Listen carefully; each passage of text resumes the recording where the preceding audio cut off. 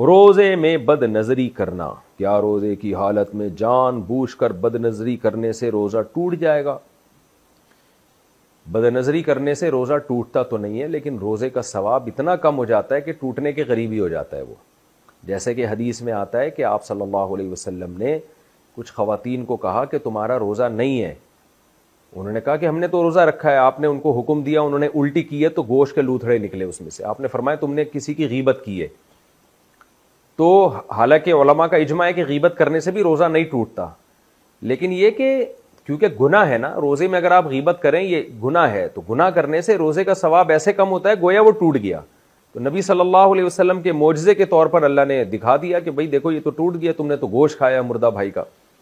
تو بد نظری کرنا، بے حیائی کرنا، روزہ فلم دیکھ کے روزے گزارنا، یہ سب چیزیں روزے کے ثواب کو کم کر دیتی ہیں. البتہ روزے کا رکن باہر علیحدہ ہو جاتا ہے. رمضان کا جو روزہ تھا اگر نہ رکھتے تو اس کا جو گناہ تھا وہ تو بہت زیادہ تھا پھر.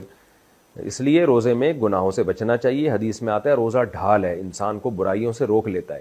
اور آپ صلی اللہ علیہ وسلم نے یہ بھی فرمایا کہ رب صائم لیس لہم فی الصیام الا الجوع ورب قائم لیس لہم فی القیام الا السحر او کما قال صلی اللہ علیہ وسلم. پورے الفاظ حدیث کے عربی میں مجھے یاد نہیں ہے.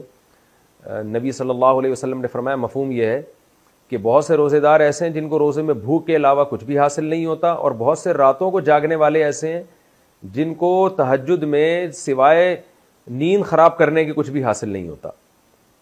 تو مطلب یہ کہ یہ لوگ ہیں جو روزہ رکھ کے بھی گناہ نہیں چھوڑتے، تہجد پڑھ کے بھی گناہ نہیں چھوڑتے. تو یہاں بھی علماء نے حدیث کا مفہوم بیان کیا ہے کہ ان کو تہجد کی برکتیں حاصل نہیں ہوتی، روزے کی برکتیں حاصل نہیں ہوتی. بہرحال روزہ بہرحال ہو جائے گا، رکن ادا ہو جائے گا، لیکن روزے میں ثواب میں بہت کمی ہوگی.